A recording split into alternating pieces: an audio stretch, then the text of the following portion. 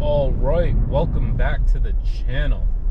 All right, special video for you all here today. Check this out. We are back here on Georgetown Pike, which is a very windy and curvy back road here in Northern Virginia, which connects Virginia, DC, and Maryland pretty much all together. So we are headed in that direction, and we're gonna let the car drive us there. And hopefully no takeovers here, and we're gonna put the car to the test. So take a look. Welcome to the channel, and we are back here in Great Falls area. The weather is really nice. It finally started heating up for springtime. We do get these weird waves here in the DMV area where it's like really nice weather, and then, you know, it's still possible for us to get snow in April. So, you know, things, you know, can change here pretty quickly. But here we go. This is going to be the more difficult part of the drive. Hopefully, of course, no takeovers or anything. But we're going to let the car do all the driving here.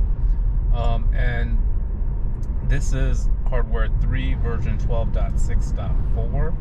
which right now is the latest out. We still haven't gotten version 13 for hardware 3. When that's happening, not sure. And the car is not actually, tension monitoring is not on right now for some reason. So it's asking me for some input, but nonetheless, the car is still driving. We'll see if it can pick me up here in just a second. So yeah, if everyone's watching this, hope everyone is having a great day. Keep in mind, there's a lot of FUD going on right now with Tesla, but I want to bring you, you know, some live point of views here to show you, you know, a lot of it is just FUD. If you just replace the U with an S, you can see that, you know, FSD is a real thing. There's been recent attacks about the whole camera system and how it works compared to like LiDAR and radar, you know, ultrasonic sensors. And it's pretty ridiculous to have those claims because the car drives really well with cameras. With a hardware 3 car, I mean, if you go back and watch my videos, you can see I always say the car can mess up at any given moment. You have to be ready to take over. That is what is your job. You're supervising. That's all you have to do, is just be ready to take over.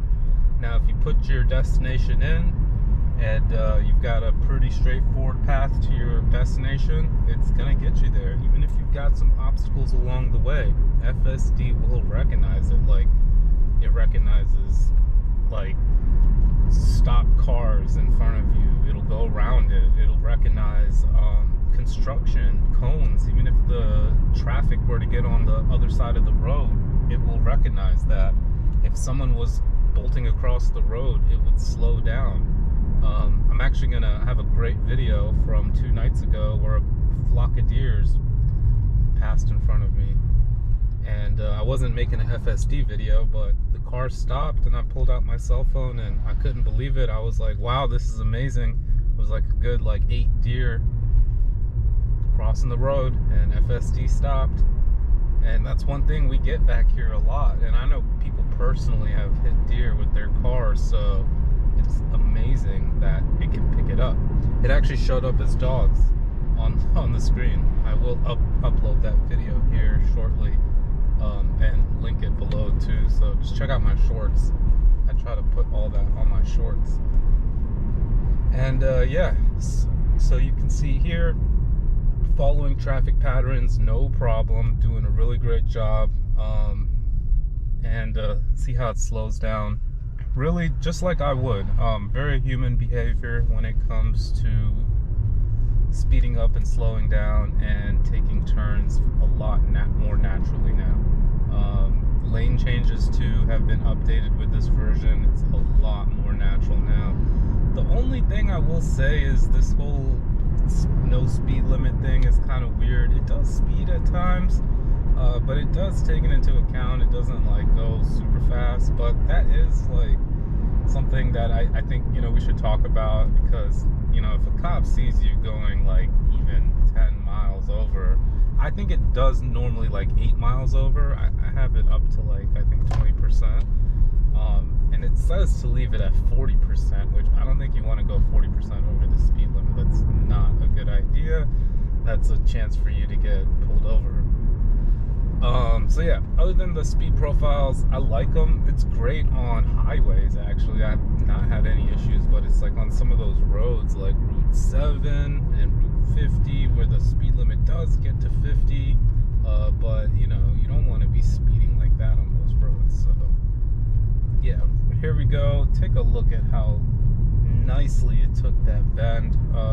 Very, very with elegance. I say FSD drives with elegance, and it's really amazing to watch.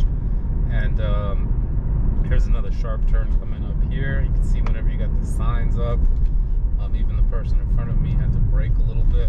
FSD kind of hugged the corner, but took it really safely. No complaints with this whatsoever. Matter of fact, I think it did a really good job on this drive here today. No complaints whatsoever. Also, with that being said, just keep in mind when it comes to, I'm not here for financial advice, but I'm definitely a Tesla stock shiller just because I have the product, and I'm a believer in the technology. Obviously, I sit behind the wheel every single day, so I think it's a lot of FUD that's been going on. So take this video with a grain of salt, but at the same time, replace FUD with FSD. See it for yourself. And then make a decision for yourself. A good investment advice comes from Warren Buffett. Don't look at the price of the stock. Always look at what the company is going to do in the future. But of course, you do want to try to buy it on a dip. So if you see it, a company that you like and the stock price is going down, my advice is to go ahead and grab some. Right? It's either going to go two ways. It's going to go up or down. If it goes up, be happy with what you grabbed and sell it or whatever, keep it. And if it goes down, buy more, because I don't think Tesla's going away anytime soon. So that's just a thought behind the process here. 250s I think is a pretty good price, which I saw that price action last week. Who knows, going into this week it can change.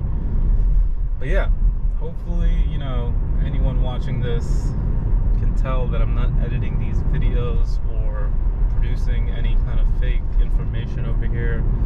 I'm trying to actually just share my drives and experiences to show you what the capabilities are. And the more you learn the capabilities, the more you can understand. You get more comfortable with it too. That is true. I tried telling myself when I first got FSD, don't get too comfortable. That's like the first thing they say is don't get complacent. So I kind of always try to tell myself, and I do sometimes take manual drives, believe it or not. I don't always use this, but for the most part I do. My Tesla insurance actually tracks everything, and I score typically anywhere from 90 to 95 every month, and my insurance rates are pretty low because of that. And it says that I have 80 to 85% on FSD, so that means 15 to 20% I'm driving, and the rest is this computer, and that's crazy because it's a lot more than half. And yeah,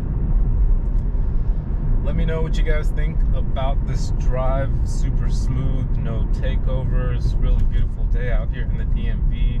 We did get some rain last night, but hopefully it is like I said, in this area it's just hard to tell. We always keep like sweaters and jackets in the car, but people were wearing shorts yesterday, so today it's 53 degrees. At this time yesterday it was like 80. So we do get those swings pretty drastically here, but nonetheless still love the DMV area. Cherry blossom season is full in effect. Another video coming soon from me, and yeah, such a great time. It's always something great nature wise to see. Like if you come down this road in fall time, it's like orange, and as soon as you get past this road it's going to be all pink for the cherry blossoms, so it's pretty great. Anytime we get snow out here, you can go back and see I've got pretty much all seasons down this road for the last couple years. This is one of my favorite roads to test FSD on, and it prevails every time. I've actually even tested autopilot on this road, and believe it or not, it went from Route 7 all the way to 495 without any takeovers. Very nice red Bentley right there. Ooh. And but the catch with that is you have to have a car in front of you that is, of course, going to stop at the stoplights, because regular autopilot is like cruise control. It doesn't actually stop at the stoplights. So here we go. We've made it to the end of Georgetown Pike. We're going to see how the car can officially get us onto the highway, and we'll call it a wrap from there. But yeah, really smooth drive overall. Fun drive down Georgetown Pike. Highly recommend taking a Tesla down this road. See, there goes a Tesla about to start its journey the other way. And yeah, good times. If it gets warm, you got to go out here and go camping. There's like a waterfall out here. There is really cool rock formations that have been around forever, and they try to preserve this area as much as possible. So go out and check it out, and it's pretty cool views. At some parts you can see DC, some parts you can see Maryland, and all in all, it's really great. So yeah, I want to thank everyone for watching this video. Hopefully you enjoyed it. Super fun one to shoot, and make sure you subscribe to the channel for more videos like this. Thanks again for watching, and hope you have a great rest of your day.